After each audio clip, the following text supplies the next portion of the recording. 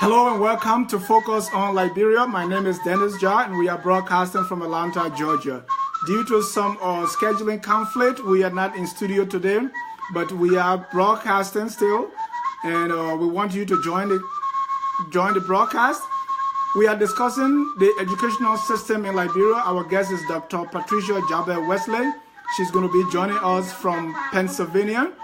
So if you have questions or comments, please, don't hesitate to post your comments. If you want to be on the live video, please request that and we're going to bring you in. This is in our series of talking about the various sectors in the Liberian society.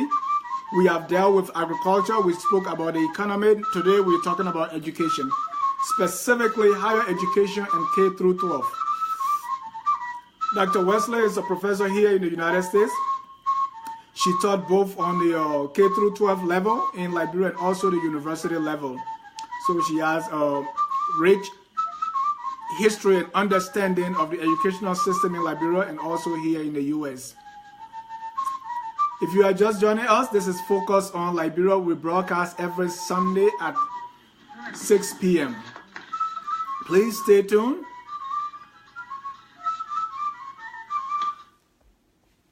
Thank you, and welcome. As soon as we get all our guests on, we're going to be starting the broadcast. But I want to say thank you, Jabbeh, joining from Monrovia. Emmanuel Chile, welcome. Veronica, good job, welcome. Thank you for joining the broadcast. Dr. Wesley, you are watching. You need to request the video so I can bring you in.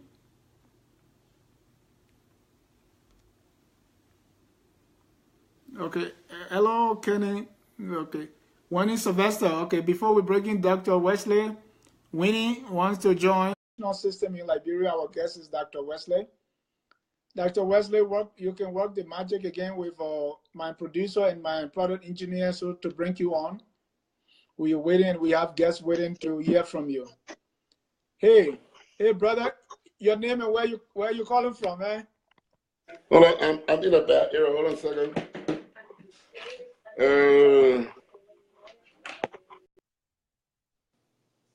All right, we lost our caller. Dr. Wesley will be joining us shortly, and we have our engineers and producer working behind the scene to make sure that this is successful. Again, we are discussing education in Liberia. A brother who came in first said, he wanted to know what's the Liberian identity around which we're building our curriculum and even our institutions. So let's come and discuss these things. Post-war and pre-war educational system. What's the comparison? How are things now? How the students are doing, both on the college level, the junior high school, elementary, and kindergarten level. How are things?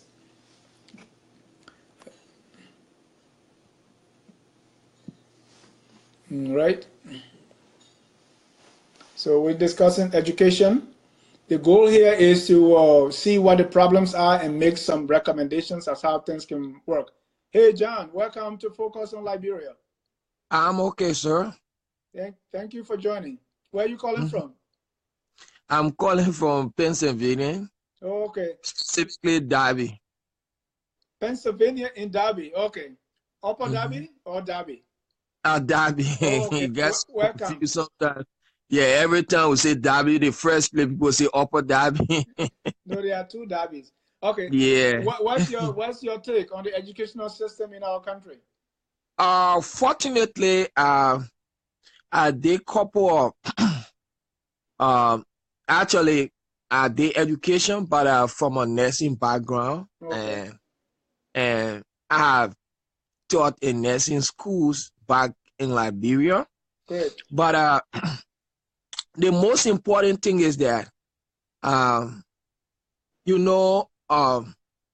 are issues. And one of the things I realized is that our curriculum need revision. I don't know, but right from the primary up to college.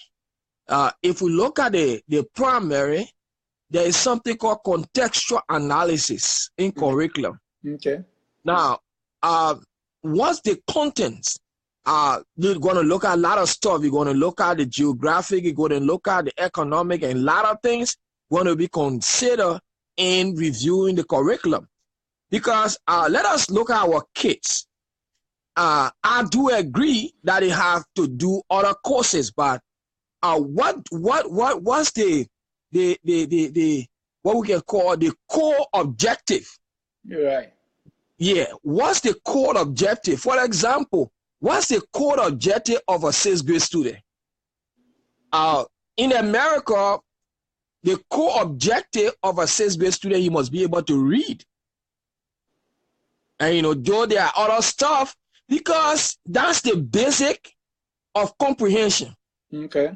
That's the basic. So are we thinking about developing our primary? It's going to cost a lot of money, I must admit, because if you look at the kids, you're going to a teacher going to be trained, and I'm not saying you're not going to focus math and all that kind of thing, but it's going to be structured in a way that they at the end, before this child can leave from primary to junior high, right, that child must be able to read. Right. That's what. So a set of criteria and say this child must maintain this level of competency at this level before you move on to the next. Very good. Yeah. So that there are going to be a lot of competencies and indicator.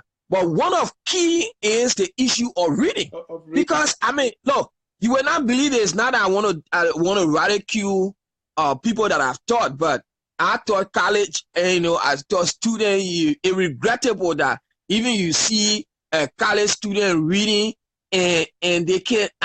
There's no fluency. Yeah. And that's one thing. Sometimes they don't even know. You feel so disgusted when or somebody who is in college and reading, and they don't even know what they're reading. Right. So because sometimes because the foundation, I was saying even earlier. That's what we say. The foundation, maybe the teachers that are not so good, they are in the lower class. Because when I was in ABC, they just said somebody there to keep you quiet, right? So yeah. What can we do?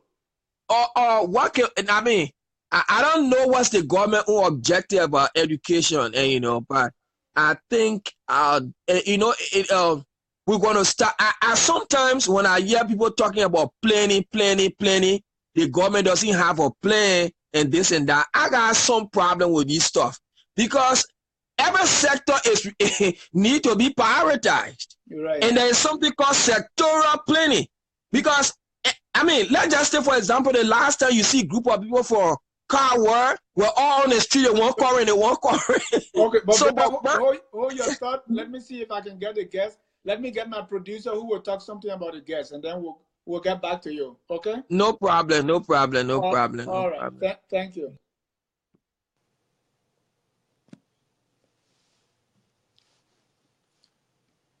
Okay, we are getting our guest on, Dr. Patricia Jabbeh Wesley. Dr. Wesley, now we got you finally. Yeah. All right, welcome to Focus on Liberia, and we are glad to have you. Okay. Yeah. All right, you're trying to adjust the camera, yeah? Yeah, I'm trying to plug my phone into the computer so it won't die. Okay. Because it's been on all your day. Time.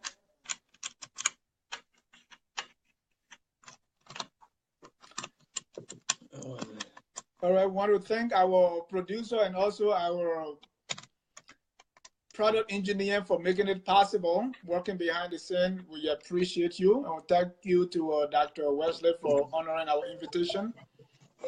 Dr. Wesley, welcome to Focus on Liberia. We are discussing the educational system in Liberia, our country, both on the K through 12 and also on the higher education level. We want to say welcome and thank you for coming. Thank you. Thank you for inviting me and thank you for your patience. Thank you. We appreciate your time. We want to get this going, and we have people who we want to get something out of you before we let you go. So let's start by I know you, but just briefly tell us who is Dr. Wesley. You have my bio. You tell me.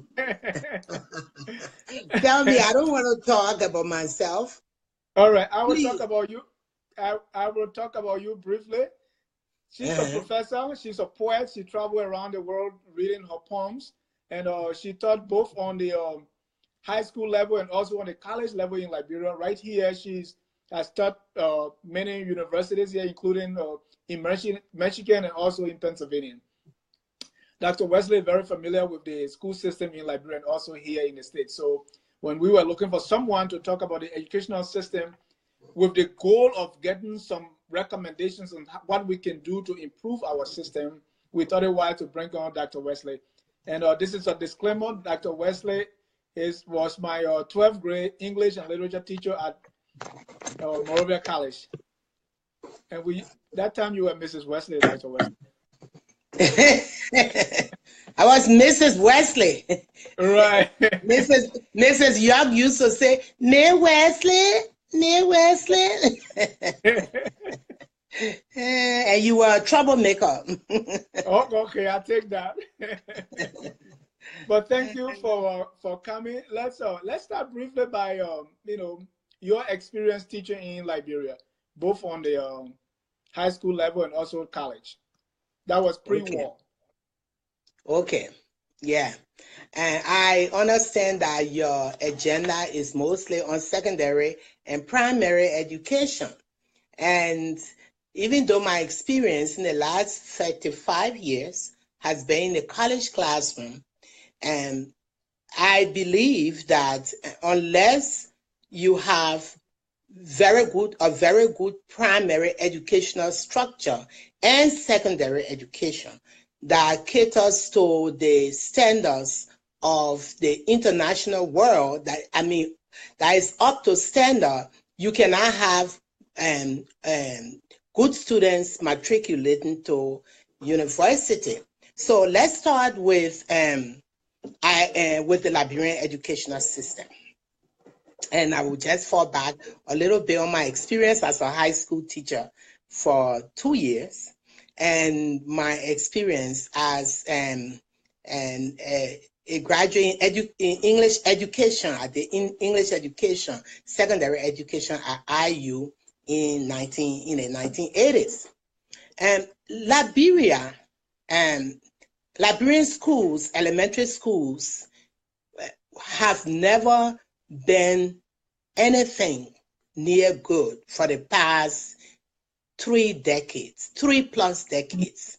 I remember the 1970s, early 1970s, when I was in elementary and elementary school before going to middle school, junior high, and high school. We had good schools.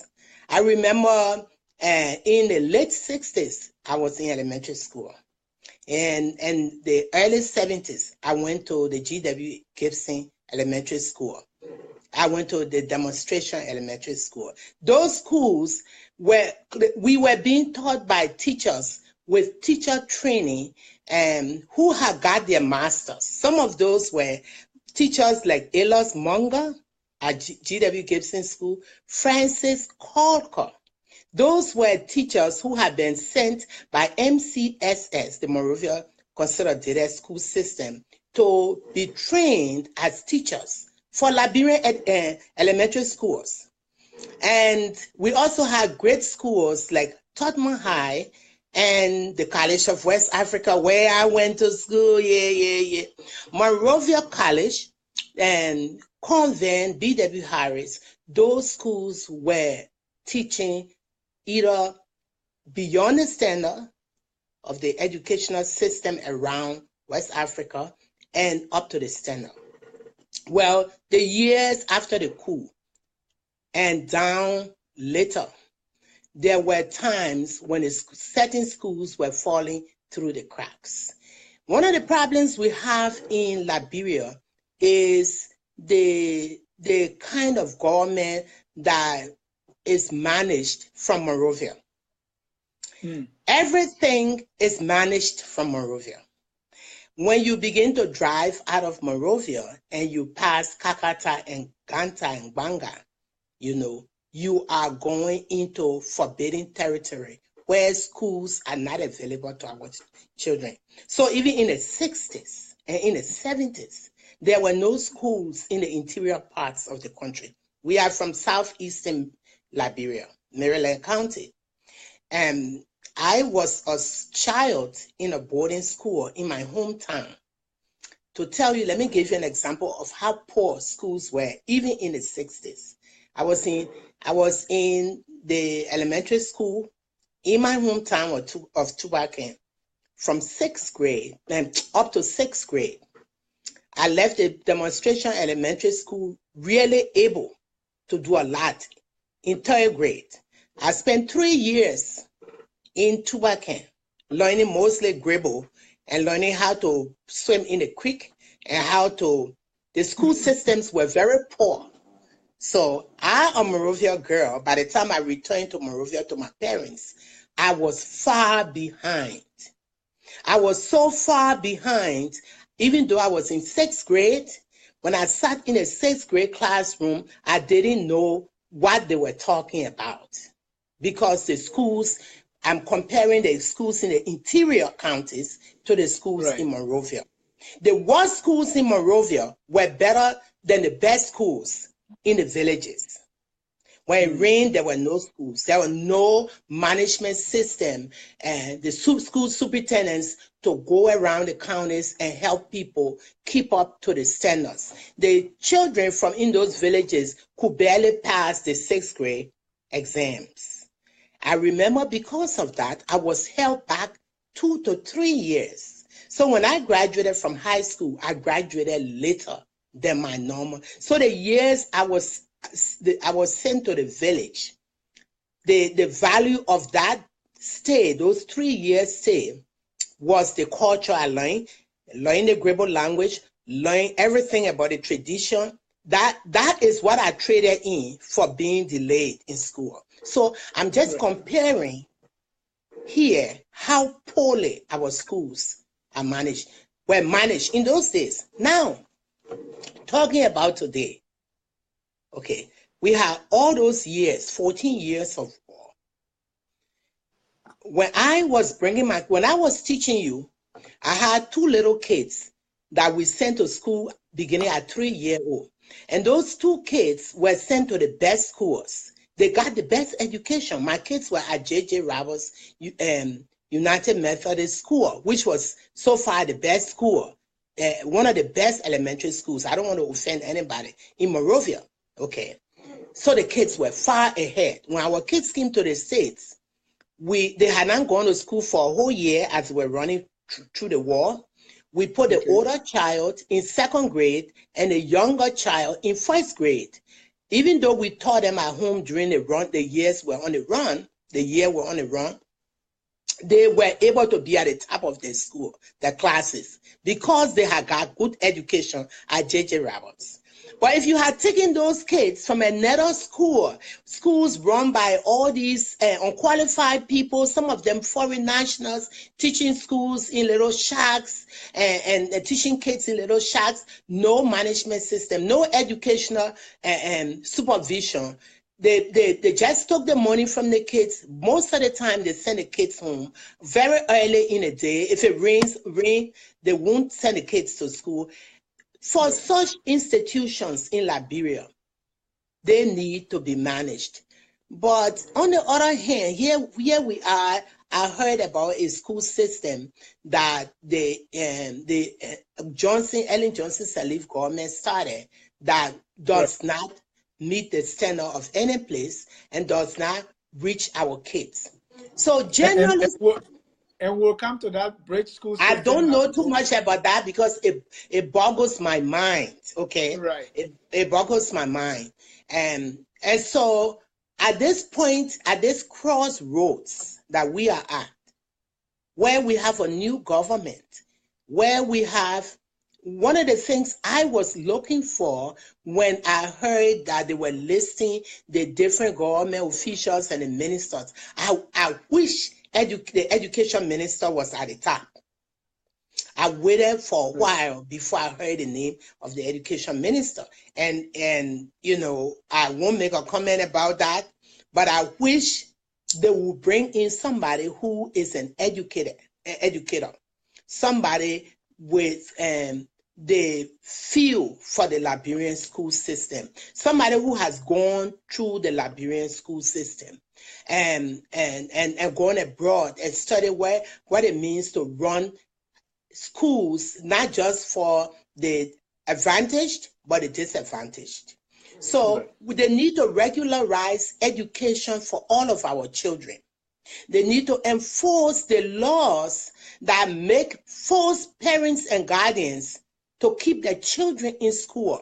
If you visit Monrovia on a regular school day, Monrovia, or if you visit Ganta, or if you visit Harper, or if you go to River G, one of the things I did when I took the bus or the truck, when I took a vehicle to drive me from Monrovia to Harper, and I went through the trauma of having the car swim through mud and ditches and rivers of mud and being stuck and paying to push the car for almost 30 hours of driving in the mud and being red, was to observe. And one of the things I observed is that our children are no longer in school.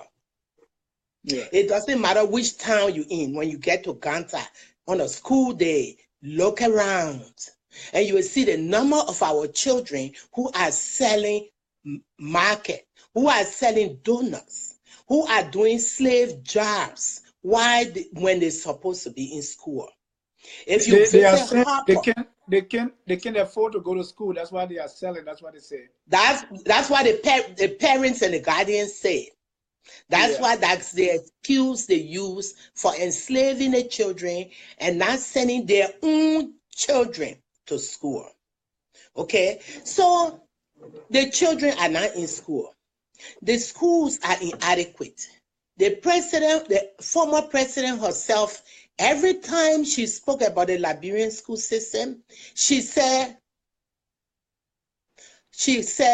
our schools are a mess.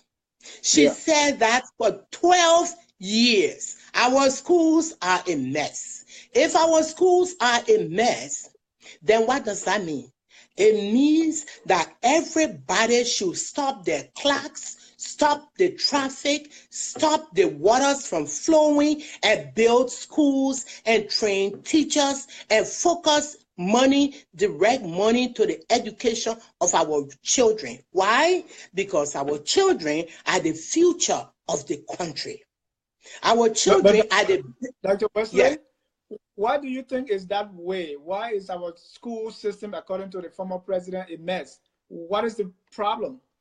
Because it's not a priority. It's never been a priority for Liberians, for Liberian leadership. For the past 100 years, it's never been a priority. It's never been a priority because we have an unequal system in which the have-not, the small have-not, versus the majority, 98% of the poor people. The rich people send their children to the best schools and abroad, whereas the masses of the people cannot send their children to the best schools or send them abroad. The country has lost the country lost its priority over a century ago. So this is not a problem today. This is not a problem today. And I think it was during the Tottenham time, when some of us were little kids, that I grew up in the poor quarters of Bishop Brooks, sometimes Slipway, because I lived for my mom and she would not release custody of me to live for my father, where he was all well-to-do, okay? So I lived for my mom in poor quarters.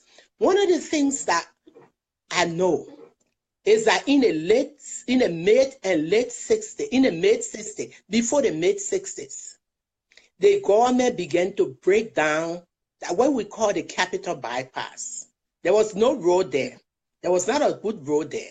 There was no G.W. Gibson. Those were shacks and all kinds of things there. The government brought in money and invested in the Monrovia Consolidated School Systems and built the elementary school in Bassa community, the G.W. Gibson Elementary School, and built D12 and built Todmont High.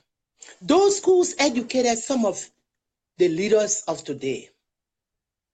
But the government needed to do more, but they did that. The next government did not do anything to add to that. But that is Monrovia. There is Sincor. There is Bourgeois Island. There is Gardnersville. There are all these sections of Monrovia that deserve so many schools. So it would take a revolutionary-minded president who wants to develop the natural resources. Look, a nation that does not develop its natural resources is doomed. No matter how much technology you bring into the country, no matter how many hospitals you build, no matter how many roads, how many skyscrapers, if your people are not educated, they will be colonized. The human resources, I mean, are the foundation of any society. And our children are lacking. We are not talking about Grand Jide, Grand Cru, Sino, Nima, Lofa, Grand Bassa, Maryland. Right now, there are almost no schools in the countryside. Most of our counties are in the interior parts of Liberia. Yeah. Right. So this is a challenge, and this is a big challenge. It's bigger than the information ministry. In fact, sometimes I wonder why we have an information ministry. Some of the ministries need to be shut down.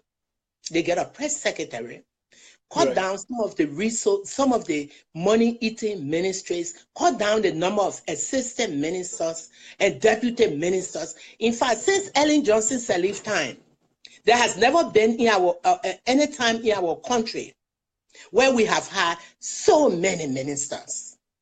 Yeah. Like 3 deputy ministers, 3 or 2 deputy ministers, 3 assistant ministers, when you need only 1 assistant minister. Let them cut down some of those big positions and invest in education. Now, not to say you shouldn't invest in roads. They need roads because many of our people cannot go to school. Let me tell you, my father walked from Tubacan to Plebo to go to school beyond 6th grade until he found a home to stay in.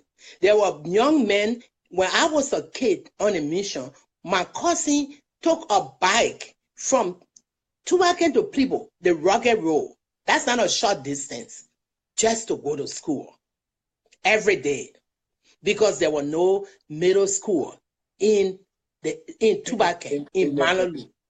And so those schools that were there, yeah. Dr. Wesley, so this is a long, problem here. It is a systemic problem.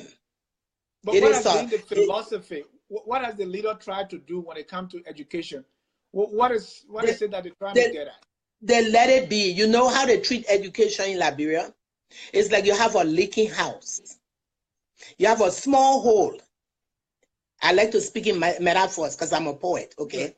You have a leaking house and you say, I will repair it. And it keeps getting bigger and bigger and bigger and bigger and bigger. And first you put a little pan on it to catch the water, then you put a bigger pan, and then you put a drum, and the drum is catching the water, and you dumping the water out, and the hole gets bigger and bigger and bigger. And now the hole is so big, the house is flooding. That's how it is in Liberia, and that's how it's been. I wanted to talk about the college education. Yeah, but we're trying to eat the elephant, okay? We will stay with the K through 12 for a while because I started my school in the interior where they tell us they find somebody, just go in the ABC and keep them quiet. Yes. Yes. And that's supposed to be the foundation. Yes. Yes. And when I taught at a university, and I'm not going to university, when I taught at a university, we had two different English speakers in Liberia. We had the English speakers who needed to learn that English is a language. Okay. They were so remedial that they could not take regular English. And so we had huge classes of remedial English speakers who did not know that you cannot say you is. And so we spent a lot of time trying to get the students to speak English to the level of understanding. And then we had the others who were the privileged, who came from a different set of schools that were equipped to prepare them for college. And when we say English, that happened in the math classrooms, that happened in the science classrooms, that happened in the geography classrooms. So we have, and now it's worse. Look at one of my experiences. I won't say whether this person was a relative or a friend or a hire. I was on a research mission. I took this person to be my assistant. I was conducting a creative writing workshop for the Liberian Association of Writers. So a gentleman wanted me to take his contact down so that he would sit in a workshop. So I gave my pad to register the participants to my assistant. And she stood there, and the guy spelled his name, and she could not write it properly. She said she was in the University of Liberia. After a while, the frustration on her face, she could not read and write. And she said she was at the University of Liberia. Finally, the gentleman realized she didn't know what she was doing. So he jerked the pad from her and he began to write for her. That same person, I once tried to give them a list of things to buy, and they said I would memorize it. And then after I left, she called another relative on the phone and asked her to spell palm nuts, bitter balls, fish. You understand me? Right. So we have people who claim to be high school graduates and college students who have no clue what it means to be in 6th grade. So what we need, so it's not their fault, right? The system has failed them. Who taught the them? system has failed them. The country has failed, not just the children, but their parents. Their parents have also failed them. There are kids whose parents could invest in their education, but their parents also have failed them. But the other thing that affects how student kids get education is the morale in the country. What they hear on radio, what they hear on TV, what they hear their president say. You see that? I used to always ask for 12 years, I used to say, what is the philosophy of this, of Ellen Johnson Sirleaf? You know, Turbo used to say, total involvement for higher heights. Yeah. Todman used to say he had a unification policy. Right. I wanted to hear what Ellen Johnson Sirleaf had to say. And I'm looking forward to hearing what Opong's uniting philosophy would be. I hear him is for the poor. Okay, so what the children hear will encourage them to learn and to sacrifice and to help their parents, because just because you send your child to a good school doesn't mean they will learn. But if they hear their leaders say it is important to go to school, I mean, this is something you don't have to pay for. But if you're going to say it is important for a child to go to school, our children need the best education. Our children need to be sent to school. If you don't educate your children, you will be this. You know, if the leader says that, that means the leader has provided the schools. Isn't that so? That's why you don't hear it. That's why you never hear it, because if you say, I want our children to go to school, I want our children to do well, then you will have to provide a school, the schools. Right. One of the other thing that affects our schools and our children is the lack of the sense of identity and our culture, a national identity of who we are. And that can only be taught through culture, can be taught through our books and our literature, through our value system. And most of that is motivated by most of that motivation comes from the leadership. The leadership.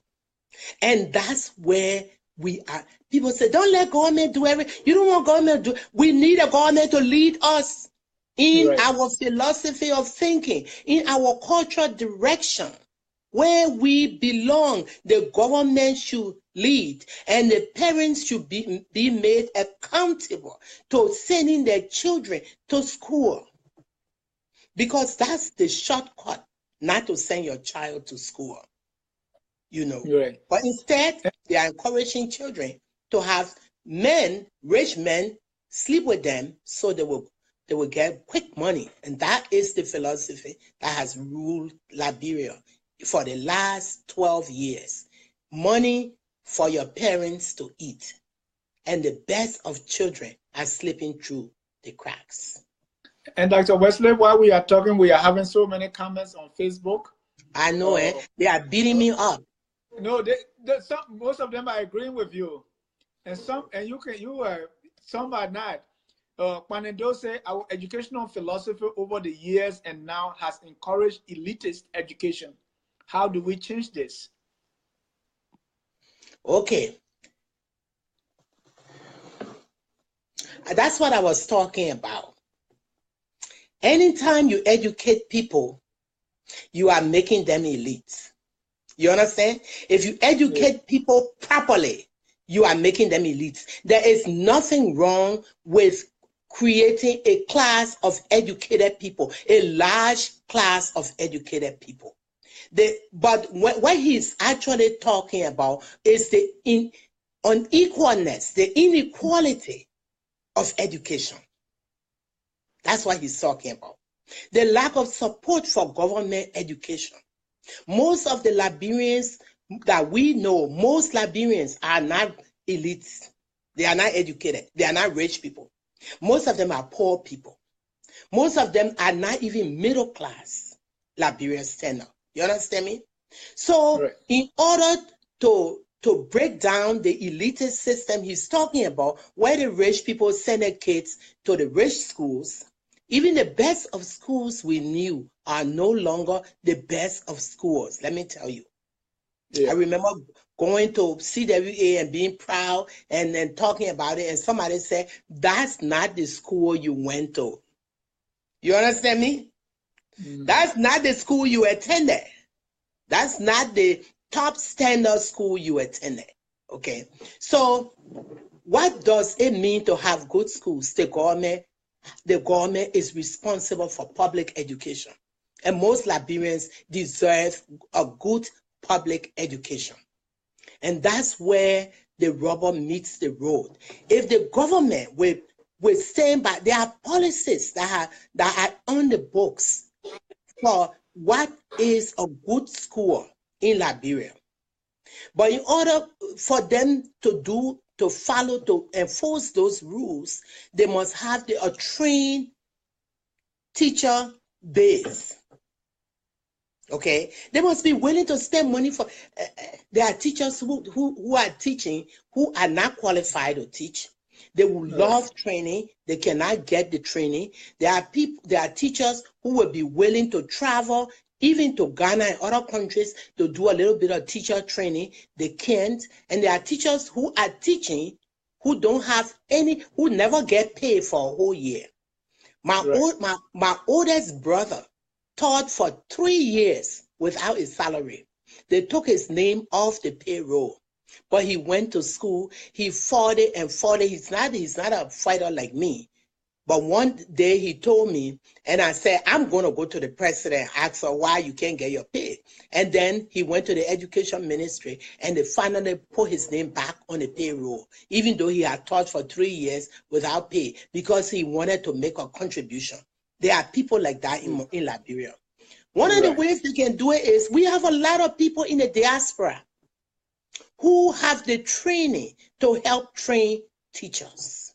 Dr. Wesley, there are no incentives for teachers, so they rather go into government or run to become representative or something, because there's I don't know how many teachers win as representatives. Those people who win are politicians. They are not teachers. There are still teachers in Liberia who sacrifice their lives day by day going to teach almost without pay, with nothing. But there are also some who help their ends meet by robbing the students. So there are various ways in which people are surviving. Most people cannot become representatives. Most teachers cannot become representatives, even if they wanted to. They cannot become senators because those positions are so politicized.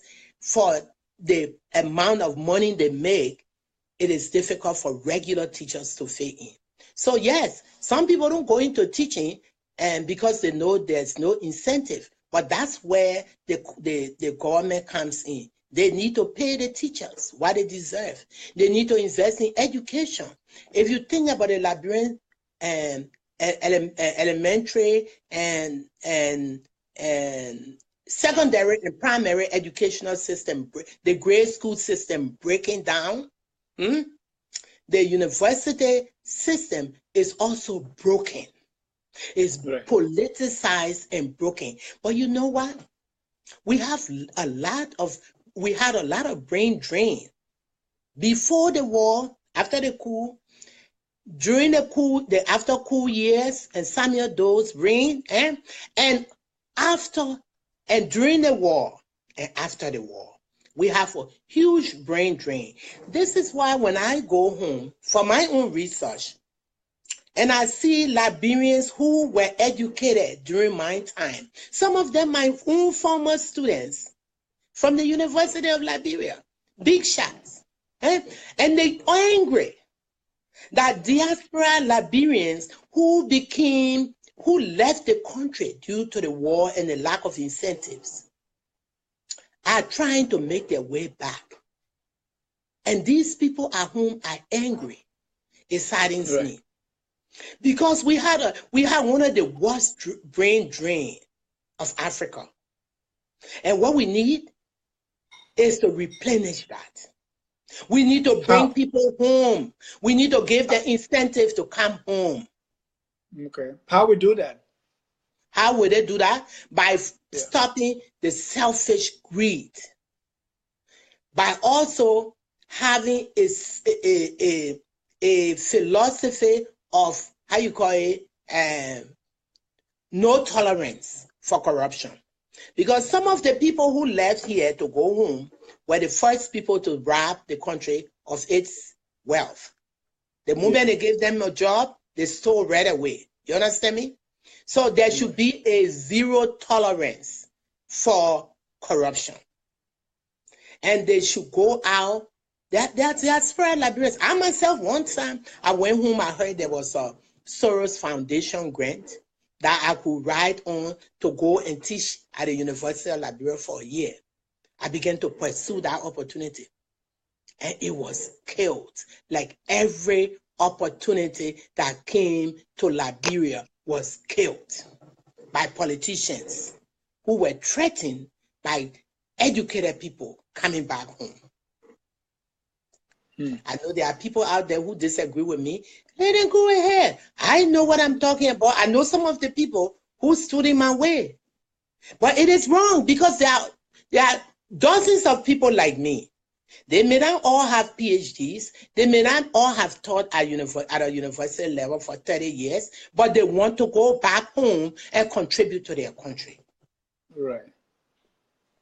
Everything. All right. Let's go. Let's go now a little deeper into things like teachers certification, teachers training, because right now, as I was alluding to, a lot of people who are teaching now. They are not teachers. They are just there probably for the money, or as they say, hustle. So we have a Ministry of Education that's supposed to regulate who goes into the classroom, continual assessment of teachers and all that. What are you hearing about that as well? Because if we don't train the teachers, they are not able to teach the students properly. I hate to be one of those know-it-all who is abroad and is talking about issues at home that what people are wrestling with. You understand? So I cannot say I know what type of training they are getting. I don't read about it. I don't see it prioritized. I read everything I can read on Liberia. I don't know if they have teacher training. I remember when I go home, I actually go into schools and ask the people to let me do free teacher training to their workshop. And I'm denied access. Right. I heard about that too. Yeah. Someone they deny from helping.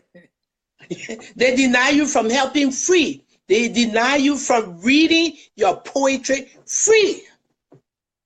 Free. And I don't read for free in America, okay? So they deny you doing that free. The reason is the same.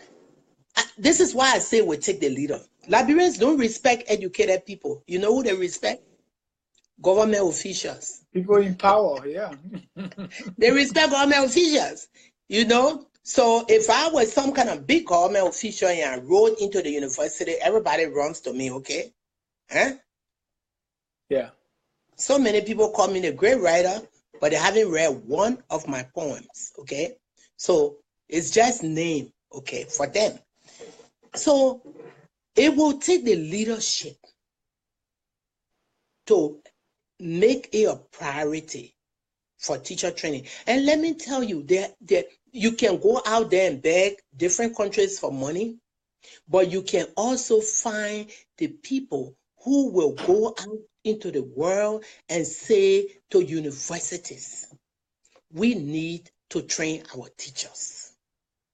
We need to train our teachers. We need scholarships. Or we need you all to come and help us train our teachers. If you have Africans who are willing, you can trade them, you can give them a semester off to train our teachers. I remember a couple of weeks ago, I was at a program and I sat next to my chancellor. And I was telling her about the excitement that we have a new government in Liberia. Every time you have a new government, there is hope. You know what I'm saying? Right. I don't care who you are, you should have hope. Because this is a different chance. This is a new chance. It's like when people gave birth to a child. I always talk in metaphors. When you give birth to a baby, you don't know that the baby will be a murderer, will be president, will be a criminal. You don't know who the baby will be, but you rejoice that you had a baby. Is that so? So when we have a new government, we rejoice, we're happy. So I was telling her, oh, how excited I was. I want to go back home and observe things. And she said, oh, don't worry, your sabbatical is coming up soon. When is it? She said, you can spend your whole sabbatical in Liberia, And I'm like, yes, that's what I'm thinking about. That's what I'm thinking about. But I told her, I'm going to be begging for a longer time than a semester, But if I have nothing to do, I went to Liberia on my sabbatical. I had a book to write. I wrote 2 books, okay? During 5 months I was there. But guess what? I went around begging people to do something in their schools. Mostly the public schools, not the public high school, the public universities. And I met the doors shut. Because I'm a candidate. According to them, I am a candidate for president for any university in Liberia. That's their mind. And so they're afraid. But that's not true. I am not trying to be anything. I'm trying to help. And there are dozens of other Liberians like me who are willing to go. I have a friend who is right now on a medical team. There are people who are willing to go and spend 1 week, to spend 2 weeks. We need to tap into those resources. We need to train our people who are there, who are able to study abroad. We need to find opportunities abroad for them to go do teacher training. Even if it means going to a different African country, we need to do that. But it will take vision. It will take visionary leaders to do that. All right. So let's go to where you are now. And I know you have spoken a little bit about the university education. And as you said previously, if we don't have the foundation, if you have bad secondary school, well, these are the people that are going to be promoted to the university. And we had a situation where all of them that took the entrance failed. And they were blaming the university. Right. And they wanted to beat the university officials for their failure. Why did they fail? Because they were not prepared. But not only that, the reality is that the university cannot host 25,000 people, 25,000 new students. So the message is triple-fold. One message is that the grade school system failed them. Majority of them surely did not pass that exam. But also, even if they had all been qualified, the university cannot swallow up 25,000 students. It has no resources to have 25,000 students. For you to have a student population of 30,000 students, you need thousands of teachers and staff and workers. You need buildings. The reality is Liberia does not ever face its reality. So what does that mean? It means that for the government to educate those people coming from that amount of group coming from the grade school system, the country needs to have so many community colleges that will prepare students for university education.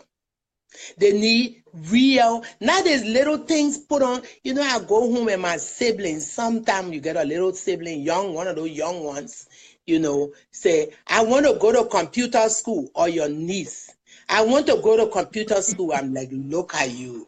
Look at you. That's a waste of my money. Because they are not going to, it's somebody who's broke, open up some place to pretend that they're teaching you anything, and you are just leaving the house so they won't make you work at home. I'm not joking you. I'm gonna go. So what we actually need are community colleges where people can have. Somebody is trying to agree with you here, about your experience going to health. Esteria Wood say, now you are hitting the hammer on the head, on the nail. Many of us in the diaspora are well-trained, well-educated, and have tons of experience in our field. We really want to go back home and contribute to our society, but the roadblocks and jealousy are really, I have experienced it firsthand. Yeah, that's the reality. And when I go, I laugh because, and that's why now I don't care if somebody is complaining about not having a job now in a new government. I don't care. Because political positions are supposed to be temporary. They are not supposed to be a lifetime career. So when your party is out of power, you out of power.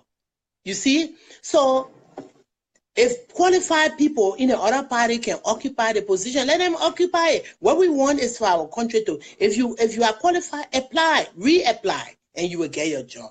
You go home and people fight you. And some of the people I know very well, they are my friends. And they may not look at you and say no. They don't say no. They say, okay, Just send us the information. Can you imagine me? I got invited by one of the presidents I had sent contact to read at the University of Liberia in 2008. The information, I had somebody at the Ministry of Information, so they had the information. They helped me with the publicity. And then the person they appointed was a university official, a dean. And on the day, and everything looked like we're going well. On the day of the reading, I have my whole gang of fans and my relatives all dressed up with me, and the information ministry cameras, and the radio already knew, and I'm barging on campus. We get to the campus and we arrive, and there's no sign I'm supposed to do a reading, free reading. And so the president comes out of his office, Dr. Ahadson Conte, and he says, oh, let's go. We go to the auditorium, no sign. He started checking, no flyer has been put up, no notice, university auditorium locked, the dean missing. He did not put the show on because he didn't want me to read. That went on for a number of years. I finally read at the university 2 years ago, 2016. And all the students, it was the best kept secret. They invited all kinds of dignitaries that didn't show up. They said it was not a student occasion. So the intention was to jeopardize my reading. I read to about 20 people, mostly big shots and the deans. And I felt sorry. And then they were telling me, come home to make your contribution. So I asked some of those big shots in the auditorium, what does the word contribution mean? I've written numerous books about Liberia, read all over the world, taught all around the world, except in my own country. There are not textbooks in my own country. The textbooks in Ghana, Nigeria, in Kenya, in China. Why? Why are these books not part of the Liberian school system? Books about our culture, our country, our people. Why?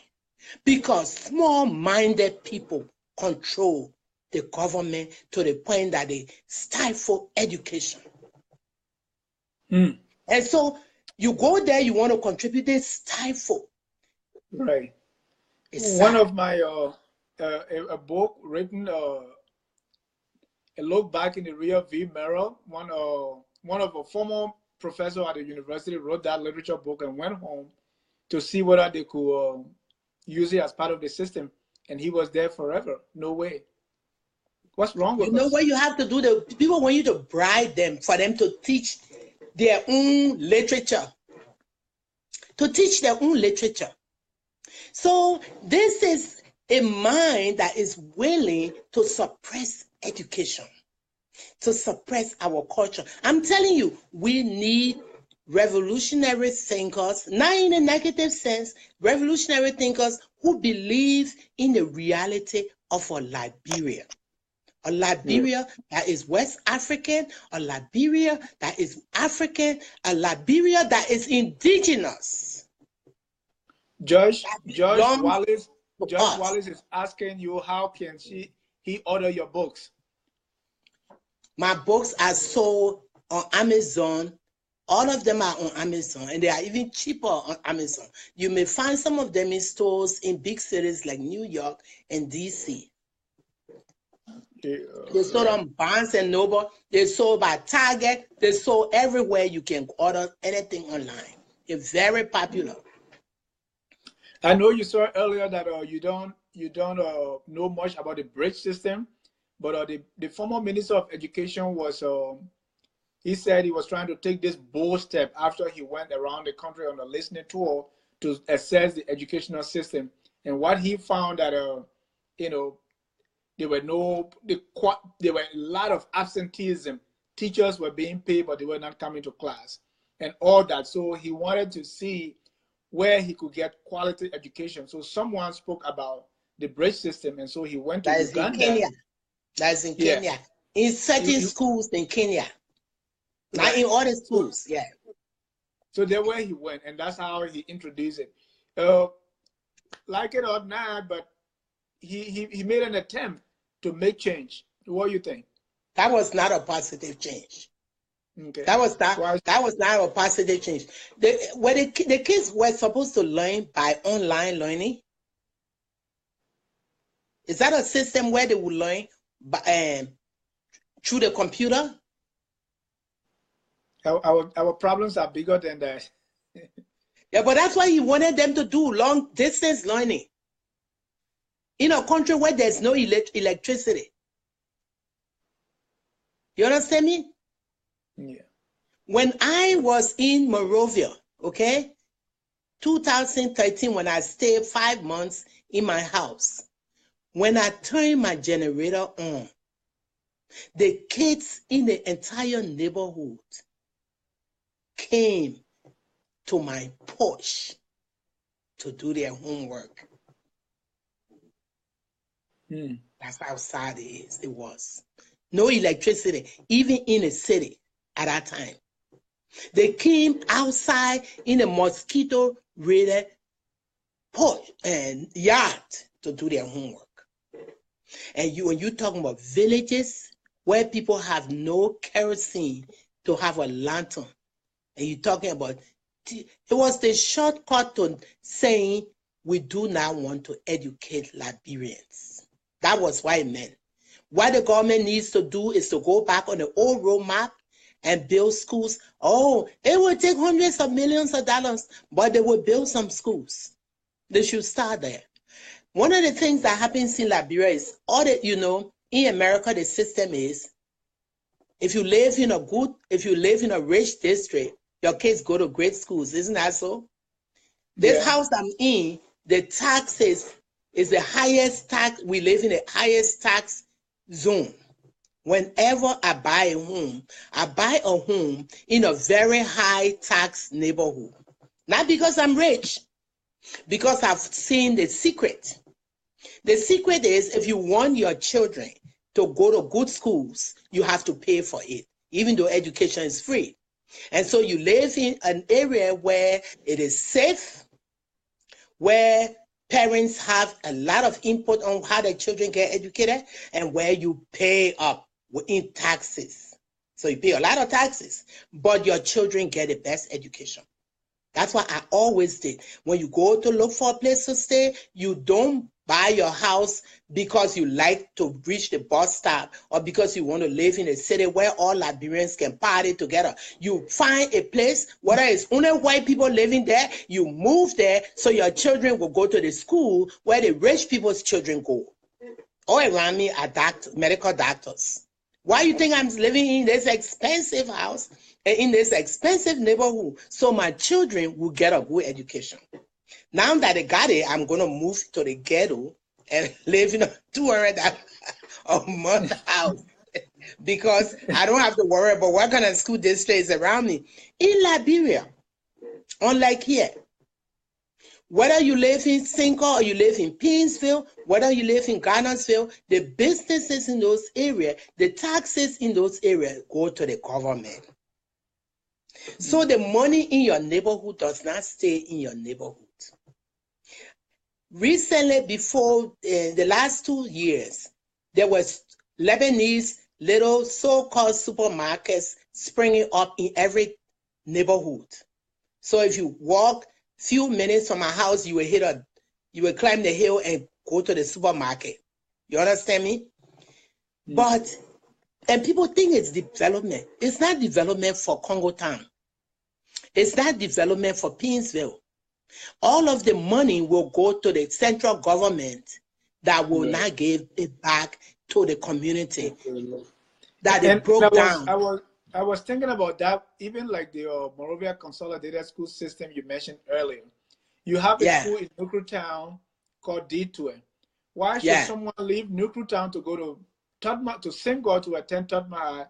Because the standard is not the same. Money from that community is not being kept there to support development in that area. But if we even out the standard, we don't have to. That's the way to even out the standard. That's the way. So the people who are struggle to live in Central Monrovia, where the richest, where all the money is from the big stores, then they also will have a good school system, and then people who pay their taxes for their neighborhood will benefit. And then people will feel like paying the taxes for their neighborhood because they will tell them that we're building a school for your children out of your taxes. But it's not. Look at the system, okay? I have relatives who are big shots, okay? I have, from my hometown, I have had a senator from my hometown, okay? I went to see his house. He was the first senator from that town during Taylor's time. And then now I have a cousin who is from another town who is a senator. And you know how much the senators make. And so everybody, oh, he's a senator. So I met him. And I said, now that you are senator, when I come to Liberia, this is what you and I will do. You will get a car and we will travel by road to our hometowns. To your hometown that is next to mine and to my hometown. And so you will assess with me the development that is needed. I say you and I, and you will pay for me to go with you. I'm not finding the car. He said, I'm looking forward to it. I said, we're going course. And we're going so we'll see how you will help us get a high school in our hometown. Because you are representing us. You can have 10 senators from your hometown and not have a school there. That's what's going on in Liberia. So why are they celebrating somebody who's a senator when he's going to live in Monrovia and not care about what's going on in his own village? I told him when I went to Kepamos, I didn't see you. I didn't see your town. I blinked and I missed it. I said, there was your town when I was a kid in the 60s. Now there's no town. It's there. He said, it's there. I said, I didn't see anything. I saw bush. So that's what's happening. Everything is centralized, including the representatives and the senators that represent our areas.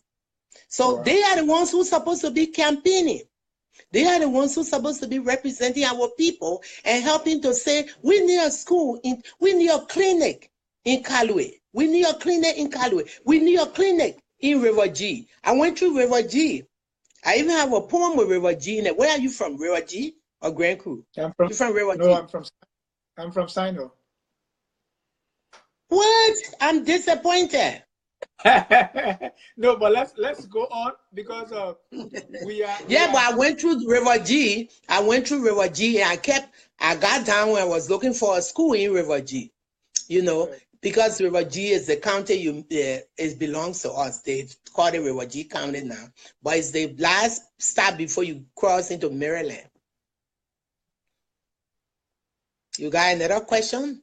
You're right. We are about to draw down the curtains. I know there are other questions coming up, but we want to be able to have you back. So I don't want to keep you too long. And this time, I don't know. I'm going to find out. I'm going to take my computer to my campus and find out from the technicians what's happening. That I was not able. Maybe there's firewall. Maybe there was firewall. Maybe I was on Chrome. Maybe I needed to get on Firefox. Some system, or I will call my son who is a technician, who is a computer person. Yeah. But before we go, I just want you to wrap up. I know we talk about what the problems are and what we think, how we can move forward. Because the last thing I want the people to take home is yes, we have all these problems. This is how we can solve them, and these are the concrete recommendations we can put forward. Maybe somebody's listening to the broadcast, they can go and implement so as to change the current trajectory. The first concrete recommendation is vision. Vision. My father was the first 8th grade graduate from Kalwe, the entire chiefdom. He was the first high school graduate and the first college graduate. And when he graduated from high school, he said, and he had to be literally a slave, like a slave boy living with American Liberians, in order to have a place to stay, to go to school in Harper, and in Plebo first and in Harper, okay? And then he said, I have opened the floodgates. I want Calway to come to school. I want to inspire dozens and hundreds of young people from my region where there's no school, no high school, to sacrifice and do the same thing I did to get an education. One of the things my father did was to take his younger brother, his baby brother, to stay with him. The people he was living with didn't even know he had his younger brother living with him. And he encouraged his younger brother. His younger brother was the second. The youngest was the second to finish high school. So our family became prominent because this one man came to Monrovia, finished college, and helped bring other people. In other words, what do I mean? We need visionaries. We need people who believe in Liberia. We need people who are passionate about Liberia. We have too many people who are passionate about how they can get wealthy fast. We have so many people who want jobs they're not qualified for, so they will steal. We need visionaries. You don't need a PhD to have vision for our country. Unless our leaders focus on our human resources, no matter what they build. If they build a little city in the sky, we are going nowhere unless we develop the brains of our children. We need people who care about Liberia, no matter what. And we need them to rise up. We need a leader, President Weah, to tap into those resources. The country, the election is over. He should cross party barriers and draw people. He should cross tribal barriers. He should cross country Congo divide and bring in our people. But he should choose them very cautiously, because they are the same people who stole and had no vision are waiting to be drawn in. We need people who have vision. And Liberian people, I'm speaking to Liberians. Many Liberian people don't have a heart for our country. They say they want to come and change the country, but they only want to come and steal. We need people with a heart. We need people who will help our country. That's number one, vision. We need money to go into education. We need to, I'm talking education. I know there are 100 things. They don't have good hospitals. They don't have good roads. They don't have so much. I know that. But we need to educate our children.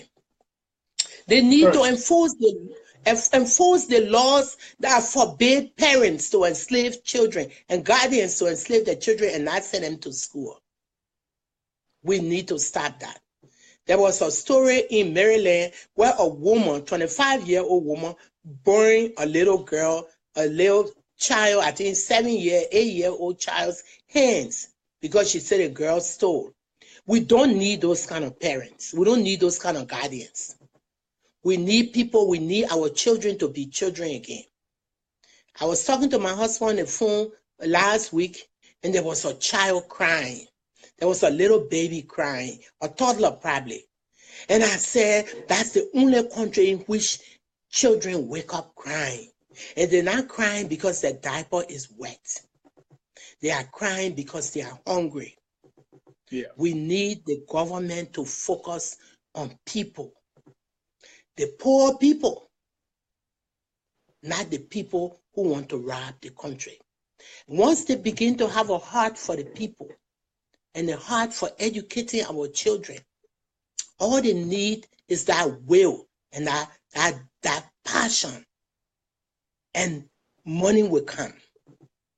Yeah. But we need the core. And that's, to me, that's the foundation. The leadership to say, we will educate our people. We cannot say we will give them jobs when they are not qualified. Yeah. We have to give them skills. Even if we can grab people off the streets and train them, put them into trade schools, we need people who, during the early years, many people came in, taught our people tie-dye and this and that, and many people did all these programs, got allowances, and they didn't do anything with that. We need the government to have regulations that will have our kids educated. To me, that's the crux of the matter. Well, and thank you so much, Dr. Wesley, for appearing first, for honoring our invitation, and the discussion has been very, very rewarding. From the comments on Facebook, if you have time, please go through them, and you can respond to a couple of them at your leisure. Yeah, I'm at leisure. I know the teachers. And you better behave yourself. I will send you to the principal's office and tell Arthur Miller and Harvey Miller and Simeon Wright and what the other people. Yeah, tell them to behave themselves. Simeon Wright is on. I know, eh? Hi, Simeon. Behave yourselves. I will send you people. I will expel you. Yeah. So thank you so much. Education is very, very important, and I'm glad that we had the discussion. What we do at Focus on Liberia is this is the beginning as we attempt to shift the dialogue and the conversation, because all we talk most of the time is all politics and have to do it. So we're trying to change that. And thank you so much for honoring being our guest tonight. It was an honor. It was my honor. I'm proud of you too. Yeah, I'm proud because if I hadn't educated you right, you'll be in trouble by now. I know. Thank you so much. Yeah, and thank you guys. All these wonderful, very basic, very wonderful Liberians are watching. My classmate Nora Musu, thank you. And James Dwalu, Liberian writer, thank you. All of you great people. I'm so proud of you. Thank you so much, Dr. Wesley. Thank you. Bye-bye. Bye now. And before we draw down this curtain, there is an announcement here. I want to read this announcement. This is from the Episcopal Elementary and Junior High School in the Americas. You have your program coming up. That's on March 24 at 11 a.m. This will be, you're going to have a raffle draw and full sale. It's going to be held at the Nicholson Hall, St. Edward's Compound, 737 Moon Road. That's in Lawrenceville, Georgia. This announcement was signed by Mr. Passaway, Bill Passaway. Again, for Episcopal Elementary and High School in the Americas, you have your program coming up on March 24th at 11. This will be held at the Nicholson Hall in Lawrenceville, Georgia. Dr. Wesley, again, thank you. Sam Chiese is impressed. Gifty is watching. Let's see. Wild tie, you would Seaton. That's your Kipamon people. He said, thank you, Dr. Wesley. Emmanuel Jesse say, having all the better regulation in place without full implementation is a waste of time. I don't want you to come back. I'm just telling you what they are saying. Yeah. Simeon Wright said, thank you so much. Kevin Parker said, thank you. Rose Nipe said, thank you, Doc. Thomas Awadi said, change for hope or hope for change. The Propo is taking a job at the CDC Propo agenda. Bobby Musa said, yes, the key is education. Dr. George Foley said, thank you, Doc. This foreign guy said, how do we, let me see. Orita Panel said, yes, my sister, Dr. Patricia Jabbeh Wesley. So you have a lot of comments here, most of them very positive. I want to say again, thank you so much. I want to thank Mrs. Yasendi Martin. Yes, yeah. She did well for me. She's a wonderful technician. Right, great. Yeah. So we thank all of you for watching. Next week, Sunday, we're going to be back. My producer will tell me what the topic is. Somebody said they need better prison. Yeah, prison system. The corruption people in jail, right? Dr. Wesley, Yeah. I don't think your goal was to get any of our people in jail. No, I don't want to put them in jail. Yeah, I want to put them in jail. When they steal money, they should go to jail. Okay. No, they should go to jail. They should be tried first. They shouldn't be accused without proper trial. You know, they could be convicted and go to jail, serve time. If you do that, you will keep Liberia clean. I'm not joking. Okay, goodbye. All right, thank you so much, and to our viewer, we say thank you for watching. Next time we'll be back, and since we started with this song from Prince, no, let's forget about the singing now. Thank you so much for watching. Our time is fast spent, and keep it tuned right here next week at 6. Focus on Liberia. Thank you so much. Bye, and God bless you.